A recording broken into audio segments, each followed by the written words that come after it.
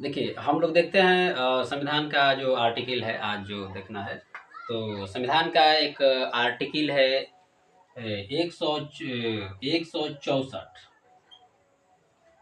164 164 के अंतर्गत ही ये बताया गया है कि अ, कोई भी व्यक्ति भले ही वो किसी विधानमंडल का सदस्य न हो, ठीक है, किसी विधानमंडल का सदस्य न हो, लेकिन फिर भी वो मंत्री बन सकता है, फिर भी वो मंत्री बन सकता है, ठीक है।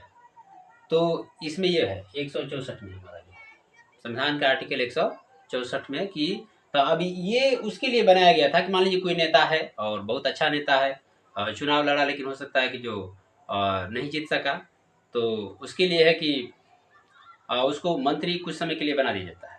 तो इसके अंतर्गत अगर मंत्री बनते हो और किसी को विधानमंडल का सदस्य नहीं है लेकिन फिर भी उसको मंत्री बना दिया जाता है, तो उसके लिए है कि 6 महीना से ज़्यादा दिन तक मंत्री नहीं रहेगा। 6 महीना के अंदर में उसको या तो विधानसभा हो या विधान परिषद हो, उसका सदस्य बनना पड़ेगा, ठीक है। तो ये व्यवस्था, अगर नहीं बनते हैं तो मंत्री पद से हट जाए। तो अब तो हालांकि इसका ज़्यादातर देखा जाता है तो दुरुपयोग ही हो रहा है, दुरुपयोग हो रहा है, क्योंकि बहुत सारे जो देख रहे हो कि जिस व्यक्ति को उस योग्य नहीं है मंत्री बनने के, और उसको भी मंत्री, अभी तो बिहार में देखिए कि बहुत सारे नेता के बेटा लोग को ही मंत्री बना दिया गया है, हालांकि उसके योग्य नहीं है वो, ठीक है। तो ये सारा चीज़ है, चुनाव भी नहीं लड़ा है, ऐसे लोग जो है मंत्री बना हुआ है, ठीक है। तो ये चीज़ है। और आजकल देख रहे हो कि एक सबसे बड़ा समस्या क्या है हमारे देश की, हमारे देश की मैं मानता हूँ, अपने हिसाब से मैं मानता हूँ कि सबसे बड़ा समस्या है ना कि वो है जातिवाद। सबसे बड़ा समस्या क्या है? जातिवाद। हमारे देश में इधर देखोगे तो खास करके जो लोग हैं ना, अपने जाति के आदमी को वोट देता है, अपने जाति के आदमी को ही वोट देता है। अब भले ही जिसको वोट दे रहा है तो उसके अधिकार को सुरक्षित रखे ना रखे, वो अलग बात है, लेकिन उस बस उस वो किस लिए खुश है? वो बस इसीलिए खुश है कि हमारे जाति का आदमी है ना, भले ही किसी भ्रष्ट पार्टी में जो गठबंधन करके चुनाव लड़ता हो, उससे उसको मतलब नहीं है। जो जिसके साथ वो रह रहा है वो पार्टी जो है देश को बर्बाद कर रही है कि क्या कर रही है, संविधान को ख़त्म कर रही है, तुम्हारे हक अधिकार की जो है बात नहीं करती है, तुम्हारा हक अधिकार और छीन लेती है, तो उससे आदमी को कोई मतलब नहीं है।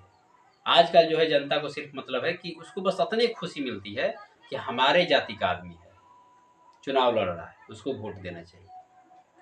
तो जाति देख के जब भी वोट करोगे ना, तो सबसे बड़ा समस्या जानते हो क्या है?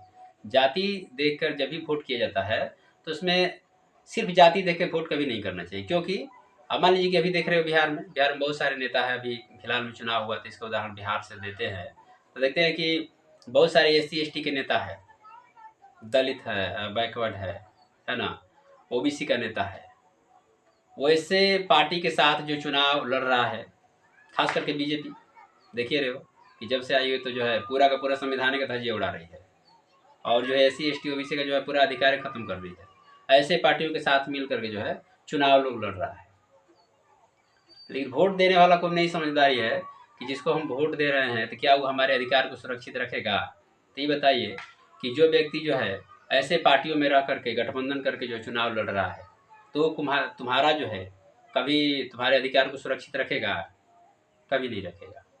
तो इसीलिए बाबा साहब ने तो हमको बहुत जो है अच्छा व्यवस्था संविधान में दिया कि जो अपना शासक जो है खुद चुन सकते हो अपनी मर्जी से।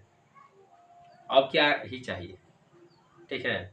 तो जो हमको वोट देने का अधिकार मिला था, अब हम अपना अधिकार को न समझें, जाति के हिसाब से वोट दें, ऐसे आदमी को वोट दे कि जो हमारे अधिकार को सुरक्षित रखता ही नहीं है। वो सिर्फ क्यों चुनाव लड़ रहा है? सिर्फ वो अपने लिए।